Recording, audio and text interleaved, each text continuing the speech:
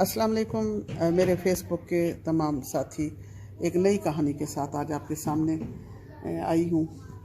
जैसा कि मैं पूरे जनूबी पंजाब में सैलाब की तबाहकारियाँ देख रही हूँ, तो मुझे वो 2010 का सैलाब याद आ गया और आज मैंने सोचा कि क्यों ना मैं कुछ याददाश्तें आपके साथ शेयर करूँ। जब सैलाब था 2010 का, तो पूरे जनूबी पंजाब से लोग जो थे हमारे मुल्तान के स्कूल, कॉलेजेस, यूनिवर्सिटीज़ में पनाह गुज़ीर थे।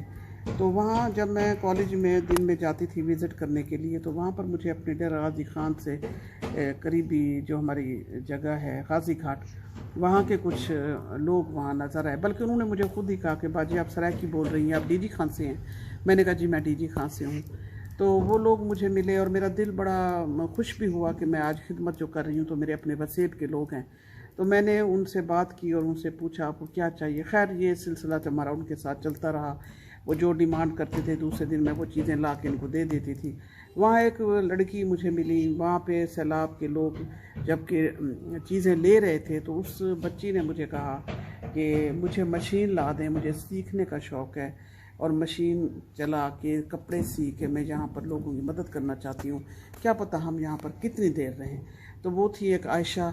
आज आयशा एक घरदार खातून है, उसका शौहर है और कैसे उसने ज़िंदगी गुजारी। वो माजूर थी, उसके घर वाले उसको माजूर कहते थे। वो 4 बहन भाई थे और कैसे वो मेरे से मिली, कैसे उसने ये ट्रैवल किया, कैसे उसने मजबूरी ना बनाई अपनी माजूरी को। बात करते हैं आयशा के साथ। आज मैं उसके घर आई बैठी हूँ 12 साल बाद। 22 में 2010 में मुलाकात हुई थी, आज 2022 है और पहली दफ़ा मैं उसके घर आई हूँ ये देखने के लिए कि उसकी अज़दवाजी लाइफ कैसे गुज़र रही है। आज उसने मुझे खाने पे बुलाया, बड़ा अच्छा पुरतकल्लुफ़ खाना उसने अपने हाथों से बना के मुझे खिलाया। मैं बड़ी खुश थी। मैंने सोचा कि आज क्यों ना आप लोगों को बताऊं कि माजूर कभी भी इंसान नहीं होता अगर उसकी दिमागी माजूरी ना हो। जिस्मानी माजूरी कोई अहमियत नहीं रखती। बात करती हैं आयशा के साथ। जी आयशा, अस्सलाम वालेकुम। वालेकुम सलाम बाजी, मेरा नाम आयशा है। मैं गाजी घाट से बात कर रही हूँ, देहात से। तो मेरी मजूरी थी, मेरे अम्मी अबू मुझे मजूर समझते थे, मुझे कोई काम नहीं सिखाया, हत्ता कि पढ़ाया लिखाया भी नहीं कि मजूर हो। कहीं ले के भी नहीं जाते थे कि तुम मजूर हो, घर में पड़ी रहो। तो कुछ भी नहीं सिखाया। मैं पानी का गिलास भी उठ के नहीं पी सकती थी। कहते थे मैं ज़्यादा करूँ कम है। जितना भी इनका बहुत ख्याल रखा मेरा बाजी ने ना। मुझे वोकेशनल सिलाई स्कूल में वोकेशनल में दाखिला दिलाया, सिलाई सिखाई मुझे, कुकिंग सिखाई मुझे। तो मुझ में कॉन्फिडेंस पैदा किया बाजी ने इतना कुछ कि मुझे अब मजदूरी का एहसास भी नहीं होता। मजदूरी मेरे अंदर जैसे हो भी ना, मुझे पहले ऐसे लगता था जैसे मैं कोई इंसान भी नहीं हूँ घर में। तो अब अल्लाह का शुक्र है, बाजी का एहसान है कि मैं मेरी मजदूरी जैसे ख़त्म हो गई हो। मजदूरी को मैं मजबूरी नहीं बनाती। तो मेरे अंदर कॉन्फिडेंस आ गया है। अल्लाह का शुक्र है, बाजी ने मेरी शादी कर दी तो मेरा घर भी अच्छा चल रहा है। मैं ख़ुद कुकिंग करती हूँ, मैं सिलाई करती हूँ।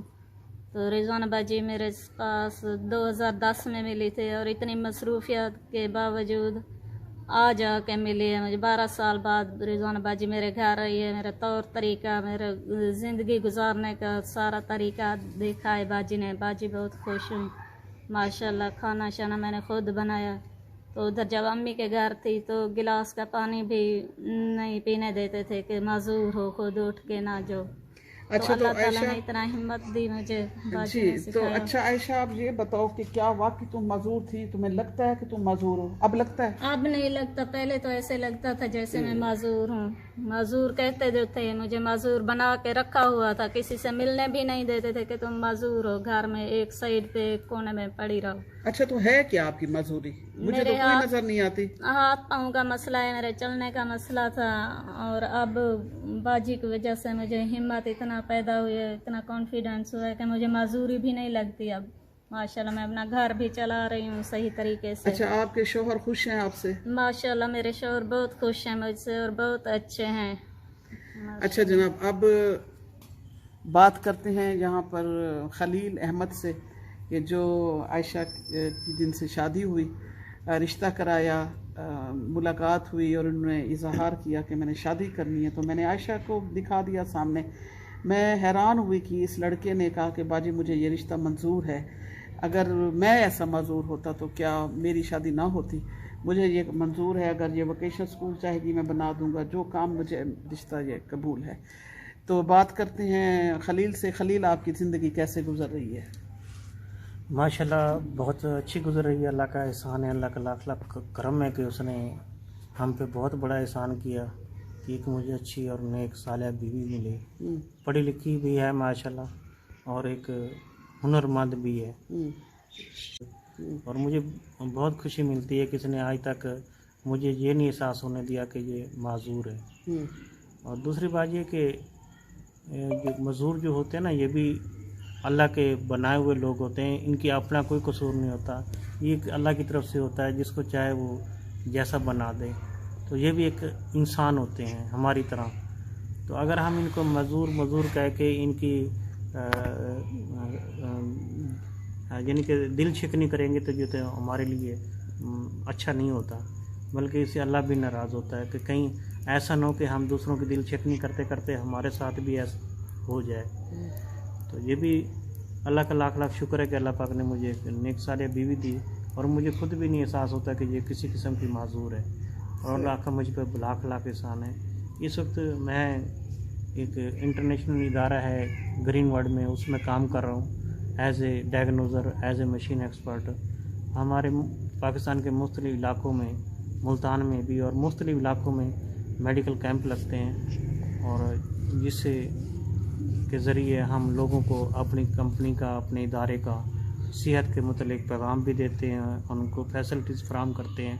हज़ारों वाला टेस्ट हमारे पास मामूली सी टोकनों में हो जाता है, और हज़ारों वाला जो लाखों वाला जो इलाज है यहाँ मामूली सी कम कीमत में हो जाता है। तो अभी अल्लाह का एहसान है, अल्लाह पाक मुझे काफ़ी दे रहा है, और इतना दे रहा है कि मैं जितना भी अल्लाह का शुक्र अदा करूँ बहुत कम है। और मैं बाजी का शुक्रिया अदा करता हूँ कि उन्होंने मुझे एक अच्छी और नेक लड़की का निकाह मेरे साथ करवाया, और मेरी ज़िंदगी को बहुत चार चांद लगा दिए। बहुत शुक्रिया खलील, अल्लाह आपकी जोड़ी सलामत रखे। और आयशा, आप कोई पैगाम देना चाहेंगी बच्चियों को जो घर बैठी हैं या जो माजूर हैं बच्चियां, उनके लिए?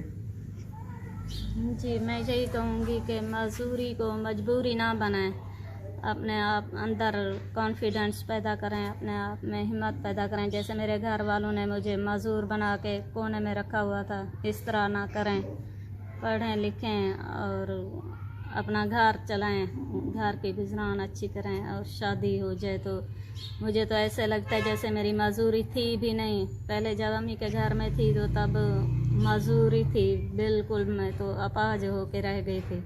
अब मुझे मजदूरी का पता भी नहीं चलता कि मेरी कोई मजदूरी भी है। चलें, बहुत शुक्रिया खलील और आयशा। मेरी दुआ है कि अल्लाह ताला आपको हमेशा आबाद रखे, सलामत रखे, साहिब औलाद वाला करे। और आज मैं यहाँ पे दोस्तों आके बहुत खुशी महसूस कर रही हूँ। एक घर है जिसमें लोग रहते हैं, मोहब्बत करने वाले, प्यार करने वाले, और जहाँ पर प्यार हो, मोहब्बत हो, उल्फत हो, वो घर नहीं जन्नत का टुकड़ा होता है। मैं आज अल्लाह से दुआ करती हूँ कि अल्लाह ताला ऐसे लोग, ऐसे जोड़े ज़मीन पर बहुत कम होते हैं जो एक दूसरे के साथ मिलकर रहते हैं। और हम ये ख्वाहिश भी करते हैं कि जो मज़दूर लोग हैं अपनी मज़दूरी को मजबूरी ना बनाएं। और उन लोगों से बात करूंगी जो सेहत याब हैं और ऐसी औरतों को छोड़ देते हैं कि आज उसमें ये मजदूरी है, आज उसमें ये डिफ़ेक्ट है। देखें, किसी के साथ भी कुछ हो सकता है। आज ये बच्ची माशाल्लाह माजूर थी, आज आपने सुना कि वो बता रही है कि मेरी मजदूरी जो है मैंने मजबूरी नहीं बनाई। अल्लाह ताला जी तमाम उन लोगों को सेहत याब करे जो किसी न किसी तकलीफ़ में मुब्तला हैं, और अल्लाह ताला खलील आपके कारोबार में बरकत डाले जो आप मेहनत कर रहे हैं। अल्लाह करे जी आपका घर आबाद रहे। आज आपका घर देखा, ये सारा देखें जी उनका घर है, बकरियां हैं, अपना इन्होंने रखे हुए हैं पौधे, और ये घर में सब्जियां उगाई हुई हैं, मुर्गियां हैं, और खुला सहन है, और मोहब्बत से बढ़ के और कोई पौधा नहीं। और इस मोहब्बत के पौधे के नीचे ये लोग ज़िंदगी गुजार रहे हैं। हाँ, इजाज़त दीजिए जी, फिर एक नई कहानी के साथ इंशाल्लाह फिर आपकी खिदमत में हाजिर होंगे, ताकि लोग मोटिवेट हों और ऐसे लोगों को अडॉप्ट करें जिनको कोई नहीं अपना